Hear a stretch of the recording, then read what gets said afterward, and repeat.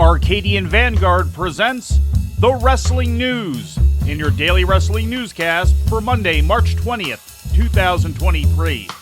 Good morning, I'm Mike Sempervive. We begin with AAA's Lucha Libre World Cup, which was held on Sunday at the Estadio de Baseball Charros de Jalisco in Zapopan, Jalisco, Mexico. The men's tournament final came down to Team Mexico, which featured Taurus, Penta El Zero M, and Laredo Kid against Team America's Johnny Caballero, Sam Adonis, and Christopher Daniels. After the time limit expired, the bout ended up going into 3 overtime periods before Penta pinned Caballero after a Canadian destroyer threw a table.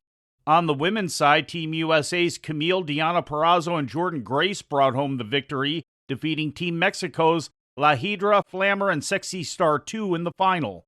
The show's concept, based on international sporting competitions like soccer's World Cup, consisted of 2 trios tournaments featuring 8 men's teams and 4 women's teams representing different parts of the world.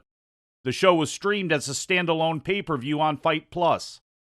In news from Japan, the semifinals of the New Japan Cup took place yesterday in Takasaki, Japan. David Finlay defeated Tama Tonga in 18 minutes and 47 seconds, and Sonata defeated Mark Davis in 13 minutes and 20 seconds to advance to the finals. Finlay and Sonata will now face off against each other in the New Japan Cup finals tomorrow in Nagaoka, Japan. The New Japan Cup has been held annually since 2005, with the first winner being Hiroshi Tanahashi.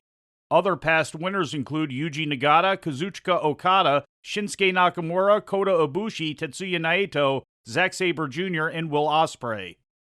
Pro Wrestling Noah is scheduled to hold its first women's singles match in the promotion's 23-year history, with an announcement yesterday that Maya Yukihi and Sumaira Natsu would face each other on the April 16th Noah event in Sendai, Japan. The scheduled match follows Yukihi and Natsu's tag team defeat at the hands of Jungle Kiona and Saori Anou on the undercard of last month's Keiji Muto retirement show in what was the first match of any kind in Noah history. And in independent news, Game Changer Wrestling ran their worst behavior event Sunday night at the Opera House in Toronto and streamed on Fight Plus.